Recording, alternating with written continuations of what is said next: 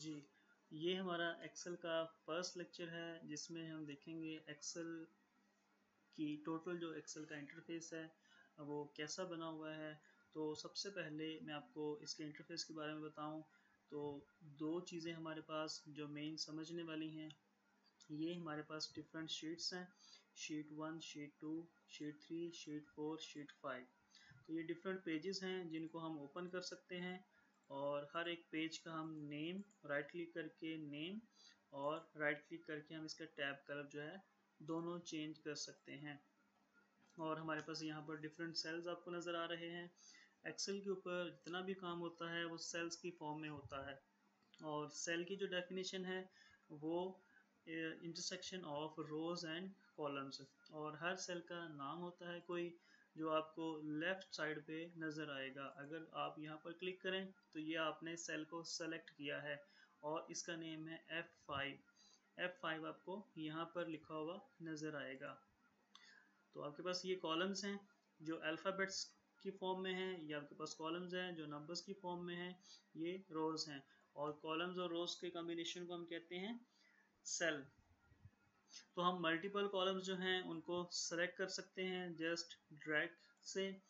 और जो टोटल हमारे पास तादाद है जितने भी कॉलम्स की वो 256 है। तो इसमें कॉलम्स की तादाद 256 हर एक शीट के ऊपर, और रोज़ की तादाद जो है हमारे पास वो 65,535 है टोटल रोज़।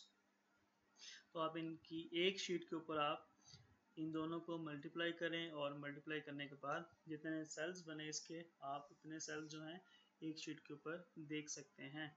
इन सेल्स को आप फॉर्मेट भी कर सकते हैं, इसके लिए भी हमारे पास डिफरेंट वे हैं, लेकिन आज हम बात करेंगे सबसे पहले इसके इंटरफेस की। तो ये इंटरफेस के अंदर हमारे पास सबसे पहले ये टॉप पे हमारे पास रिबन्स हैं, home, insert, page layout, formulas, data, review, view.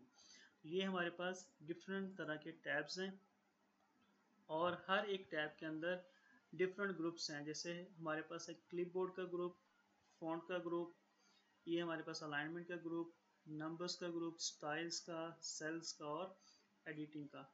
ऐसे ही इंसर्ट के अंदर टेबल्स का ग्रुप है, इलस्ट्रेशन का है, एड इन्स का है, चार्ट्स का है, स्पार्कलाइंस का है, फिल्टर्स, लिंक्स, टेक्स्ट और सिंबल्स। तो डिफरेंट ग्रुप्स हैं। तो सबसे पहले हम आज देखते हैं फाइल। फाइल के ऊपर जैसे ही मैं क्लिक करता हूँ तो सबसे पहले मुझे यहाँ पर जो ऑप्शंस मिलती हैं वो है इन्फो। इन्फो के अंदर हमें इस फाइल के बारे में सारी डिटेल्स बताई गई हैं। इसका साइज़ क्या है, इसका टाइटल क्या है, टैग्स क्या है, इसके कब क्रिएट हुई है, किसने क्रिएट किया है, ऑथर का नेम, एवरीथिंग आपको यहाँ पर बता दी गई है। और सेकंड नंबर पे न्यू, अगर आप एक्सेल की कोई नई फाइल ओपन करना चाहते हैं तो आप इसके ऊपर न्यू के ऊपर क्लिक करें तो आप एक्सेल की नई फाइल ओपन कर लेंगे। उसके बाद हमारे पास ओपन, अगर हमारे पास ऑलरेडी कोई फाइल एग्जिस्टेड है जो हमने एक्सेल के अंदर बनाई हुई है उसके ऊपर आप जैसे ही क्लिक करेंगे ओपन पे आपकी, तो आपको विंडोज़ एक्सप्लोरर ओपन होगी, उसमें से आप फाइल अपनी ओपन कर सकते हैं। सेव के अंदर आप फाइल्स को सेव कर सकते हैं। इसको सेव करने का दूसरा तरीका Ctrl+S है, दोनों तरीकों से आप सेव कर सकते हैं। या फिर आप इसमें यहाँ पर एक आइकन बना हुआ है सेव का, तो इसके थ्रू भी आप इसको सेव कर सकते हैं। सेव एज, अगर आपने इसी फाइल को किसी दूसरे नाम से और किसी दूसरी लोकेशन पे सेव करना है तो आप सेव एज पे क्लिक कर सकते हैं। अगर आप इस फाइल को प्रिंट करना चाहते हैं तो आप प्रिंट के ऊपर क्लिक करेंगे और वहाँ से आपको प्रिंट व्यू मिलेगा। और अगर उस व्यू को आप एडिट करना चाहते हैं तो आपको ऑप्शंस मिलेंगी। शेयर, शेयर में आप अपनी फ़ाइल को किसी के साथ भी शेयर कर सकते हैं। एक्सपोर्ट, आप किसी को भी अपनी फ़ाइल एक्सपोर्ट करना चाहते हैं। और क्लोज़ में ये फ़ाइल आपकी क्लोज़ हो जाएगी। तो ये हमारे पास फ़ाइल टैब्स हैं डिफरेंट, हमारे पास डिफरेंट ग्रुप्स हैं जिनको हम देख सकते हैं। और सेल के अंदर डाटा इंसर्ट करने के लिए आपके पास जो तरीका है, आपने सेल के ऊपर डबल क्लिक करना है तो ये सेल आपका एडिट मोड पे आ जाएगा। अगर आपने सेल के ऊपर जस्ट वन क्लिक किया है तो ये सिलेक्टेड मोड पे है, तो ये आपका सेल सिलेक्टेड है।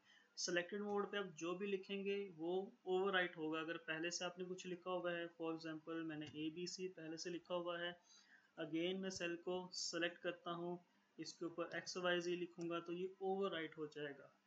और अगर आपने पहले से कुछ लिखा है, उसको आप एडिट करना चाहते हैं, तो उसके ऊपर डबल क्लिक करें और जो भी आप लिखना चाहते हैं वो इसके साथ आप कॉन्कैटिनेट कर सकते हैं।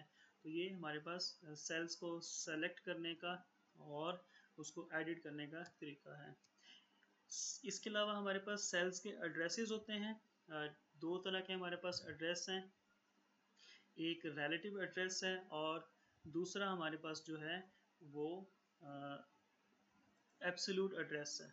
एब्सोल्यूट एड्रेस जो है आपके पास वो फिक्स होता है और जो रिलेटिव एड्रेस है वो आपके पास चेंज होता रहता है। इसको हम देखेंगे जब हम डाटा यहाँ पर पुट कर लेंगे कुछ ना कुछ। तो मैं यहाँ पर एग्जांपल के तौर पर कुछ डाटा लेना चाह रहा हूँ, उसमें आईडी, नेम, एज, क्लास। तो मैं यहाँ पर स्टूडेंट्स डाटा ले रहा हूँ, मार्क्स, ये स्टूडेंट डाटा है कुछ हमारे पास। तो हमारे पास obtain marks, total marks, percentage.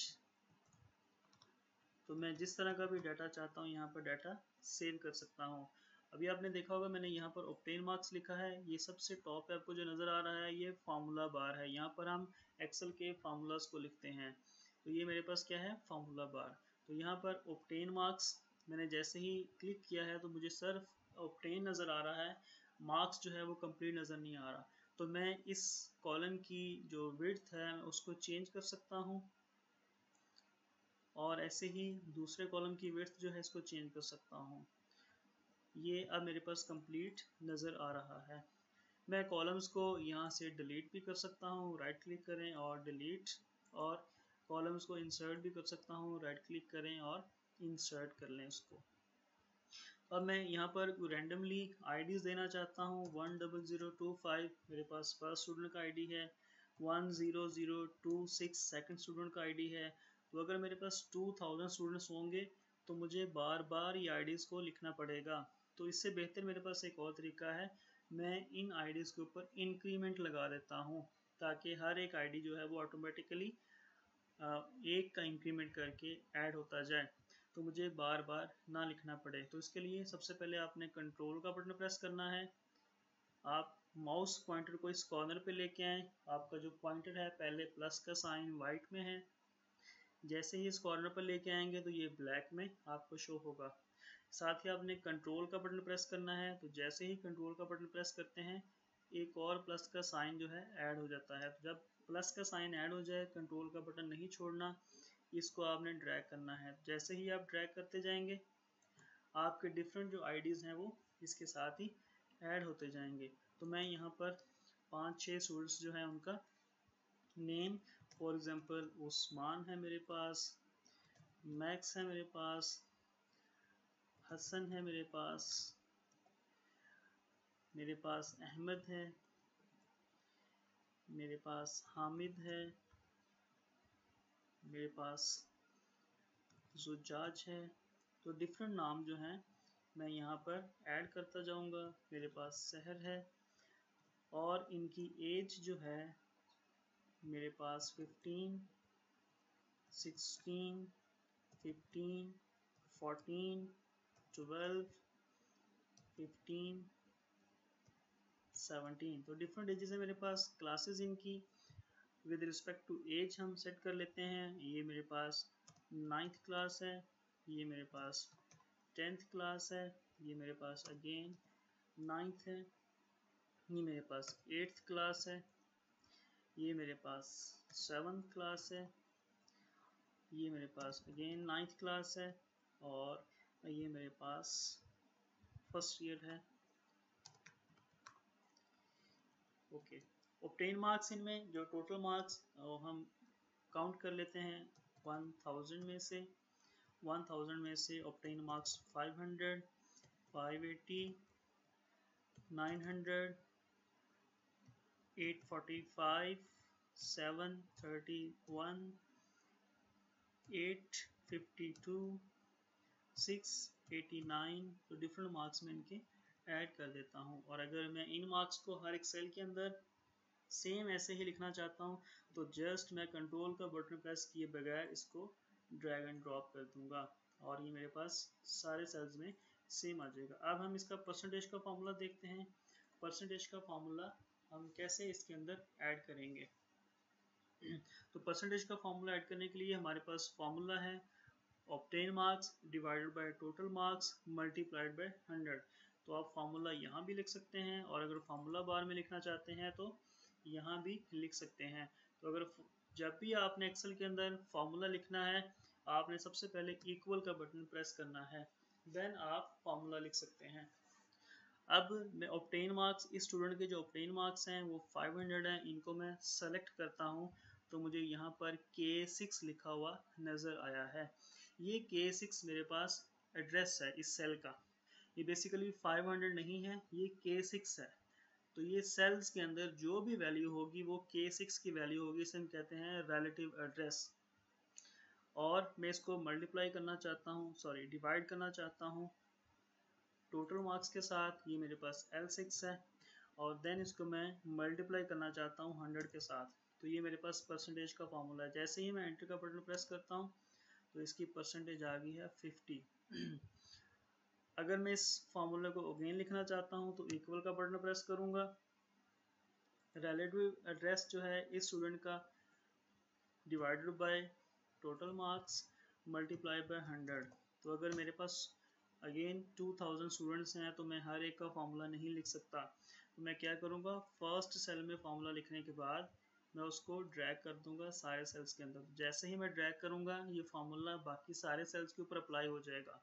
तो आपने देखा यहाँ पर K6 और L6 एड्रेसेस आ रहे थे, मैंने जब ड्रैग किया है तो इसके ऊपर K12 और L12 एड्रेसेस आ रहे हैं। तो ये दोनों एड्रेसेस जो हैं ये रिलेटिव एड्रेस हैं। जैसे ही हमने सेल को ड्रैग किया था तो उसने ऑटोमेटिकली बाकी जो सेल्स के एड्रेसेस थे उनको मैनेज कर लिया, उनको उसने रिप्लेस कर लिया। तो ये सबसे बेहतरीन तरीका है। अब इस एक्सेल के जो टेबल है इसको मैं थोड़ा सा फॉर्मेट करना चाहता हूँ। यहाँ से मेरे पास टेबल्स हैं, मैं बॉर्डर्स लगाना चाह रहा हूँ। जितने भी सेल्स हैं मेरे पास ऑल बॉर्डर्स पे क्लिक करूँगा तो ये मेरे पास बॉर्डर लग जाएगा। फर्स्ट रो जो है ये मेरे पास हेडर है, इनको मैं बोल्ड कर रहा हूँ और साथ में ही इनको जिसको मैंने बोल्ड किया है इनको मैं सेंटर लाइन कर रहा हूँ।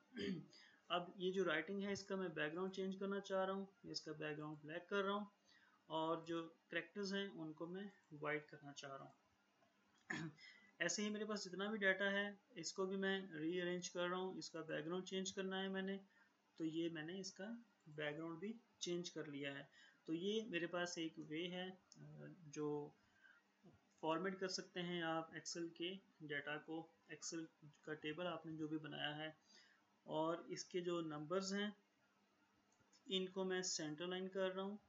जो भी मेरे पास एजेस आ रही हैं सेंटर लाइन, मार्क्स आ रहे हैं सेंटर लाइन, मार्क्स आ रहे हैं सेंटर लाइन, परसेंटेजेस आ रही हैं सेंटर लाइन। तो इनको मैं अपनी मर्ज़ी से जैसे चाहता हूँ अरेंज कर सकता हूँ। अगर आपको फ़ॉन्ट का और क्लिपबोर्ड का और अलाइनमेंट का नहीं पता तो आप मेरा जो MS वर्ड का लेक्चर है आप वो देख सकते हैं। Introduction to MS word lecture number 1, 2, उनके ऊपर आपको इनकी सारी डिटेल बताई हुई है और इसका लिंक भी मैं इसके साथ शेयर कर देता हूँ आपको। जो नीचे डिटेल है इसकी, जो हमारे पास ये वीडियो है इसकी डिटेल में आप देख सकते हैं, आपको वहाँ से लिंक मिल जाएगा। तो इसके फ़ॉन्ट के पूरे ग्रुप की डिटेल मैंने वहाँ पर बताई है, क्लिपबोर्ड की डिटेल है और अलाइनमेंट्स की डिटेल है सारी की सारी। बाकी चीज़ें जो हैं इसकी हम पढ़ते जाएंगे और मिलते हैं नेक्स्ट लेक्चर में। आज की वीडियो हमारी ख़त्म हुई, नेक्स्ट लेक्चर में दोबारा मिलते हैं।